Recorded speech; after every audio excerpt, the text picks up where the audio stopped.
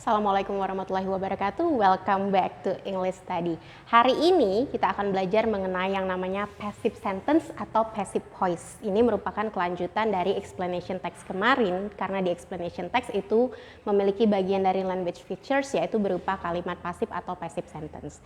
Apa sih passive sentence? Kalian pasti sudah pernah belajar sebelumnya di kelas-kelas sebelumnya, bahkan di SMP sekalipun. Tapi di sini hanya sedikit pengulangan secara skala kecilnya. So, what is passive voice or passive sentence? Passive voice is a type of sentence or clause in which the subject receive the action of the verbs. What does it mean, Miss? Apa sih maksudnya?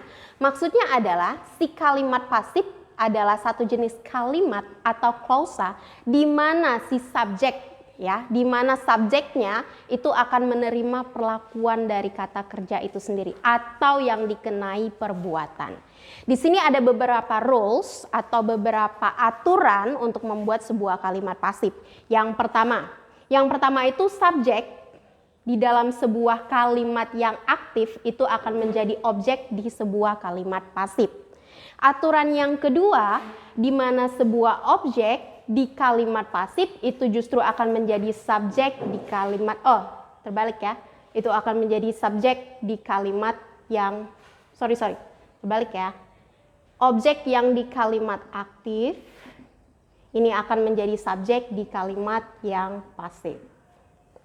Sedangkan yang ketiga itu merupakan kata kerja. Baik kata kerja pertama maupun kata kerja kedua, ketika berubah menjadi passive voice atau passive sentence, itu akan berubah semuanya menjadi kata kerja bentuk ketiga.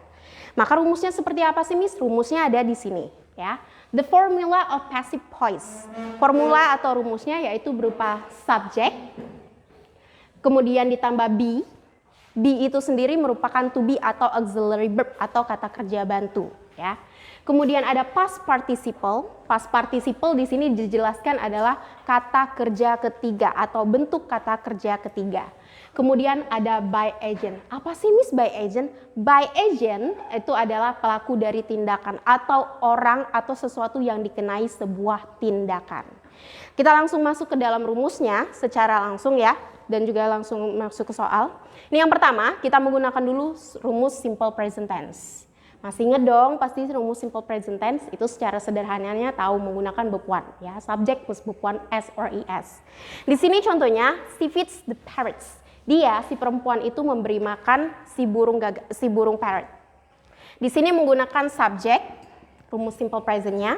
Kemudian ada verb one s or es. Kemudian di sini adalah objeknya atau yang dikenai perbuatan. Ketika diubah ke dalam kondisi yang si passive voice atau si passive sentence, maka objeknya ini tadi berdasarkan aturan atau rules itu harus berubah menjadi subjek di kalimat aktif. Maka kita pindahkan ke depan. The parrot ditambah be atau kata kerja bantu. Karena parrot atau si burungnya cuma satu, maka gunakan to be-nya is. Ya, entah itu si parrotnya berjenis kelamin, bergenre laki-laki ataupun perempuan.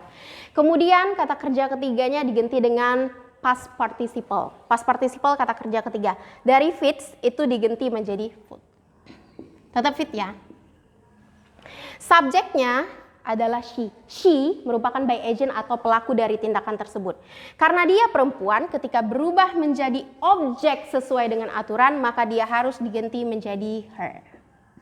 Jadi di sini kalau yang awal dia merupakan kalimat yang aktif, maka di sini berubah menjadi kalimat yang pasif. She feeds the parrot berubah menjadi the parrot is fed. Si burung tersebut diberi makan by her.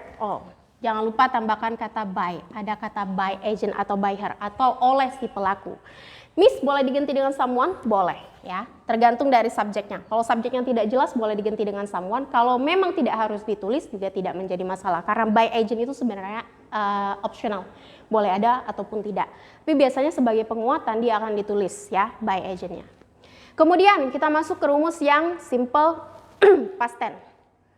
Simple past tense itu kata kerjanya dalam bentuk kata kerja yang kedua. Jadi di sini nih someone stole his money. Seseorang mencuri uang dia.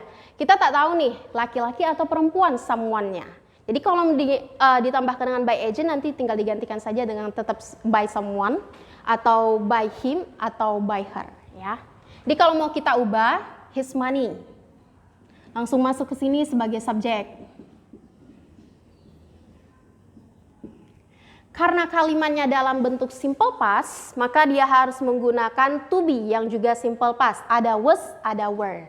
Karena uangnya tidak tahu dalam bentuk yang banyak ataupun sedikit, atau dibilang uncountable noun atau kata benda yang tidak bisa dihitung, maka kita gunakan saja kata were. Stole-nya dalam bentuk kata kerja kedua diganti dalam bentuk kata kerja ketiga, yaitu stolen. Sini saya sudah bilang, someone itu tidak diperjelas. Jadi bisa digunakan her atau him. By-nya tetap ditulis ya. Atau tetap by someone. Itu untuk rumus simple past tense. Bagaimana dengan yang future? Future memiliki ciri khas tersendiri. Dia menggunakan kata will. Sama seperti rumus yang lainnya, an article itu maju ke depan sebagai subjeknya. Kata write itu dalam bentuk kata pertama ditulis menjadi bentuk kata kerja ketiga, tapi karena dia simple future, will-nya tetap ditulis. An article,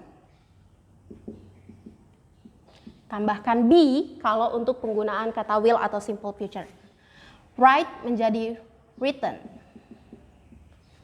By-nya, karena dia laki-laki, orang ketiga tunggal, maka dia akan menggunakan kata him. Present continuous maupun past continuous sama. Yang membedakan cuma satu, yaitu terletak pada si to be atau si kata kerja bantu. He's buying a novel.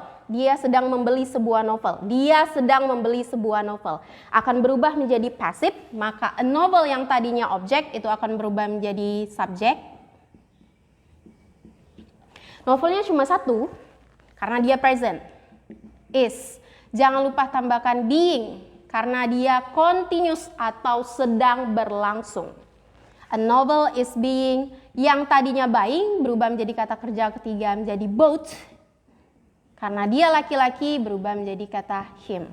A novel is plus being plus bought by him. Sebuah novel sedang dibeli oleh dia laki-laki. Terakhir, untuk present perfect, ini contohnya saja ya. Past perfect pun sama. Kalau present perfect dia menggunakan kata has ataupun have, maka di past perfect dia akan menggunakan kata had sebagai pembeda. He has bought a novel. Dia laki-laki telah membeli sebuah novel. Sama seperti awal tadi, a novelnya maju ke depan. A novel itu yang tadinya objek berubah menjadi subjek. Yang di sini has, karena dia present, dia tetap akan menjadi has. Loh, apa bedanya? Bedanya tinggal ditambahi dengan kata been sebagai pembentuk kalimat pasif. A novel has been, yang tadinya bought dalam kata kerja ketiga, itu tetap akan menjadi bought. Yang subjek he itu akan berubah menjadi by him. Miss, bagaimana kalau menggunakan past perfect tense? Past perfect tense sama, dia has diganti dengan had, ditambah rumus been, ditambah dengan verb 3. By him-nya juga sama. So, sampai di sini saya akhiri. Kalau misalnya ada yang kurang, itu saya sudah perbaiki dalam file saya. Nanti akan saya kirimkan melalui Google Classroom. Thank you very much. Have a nice day.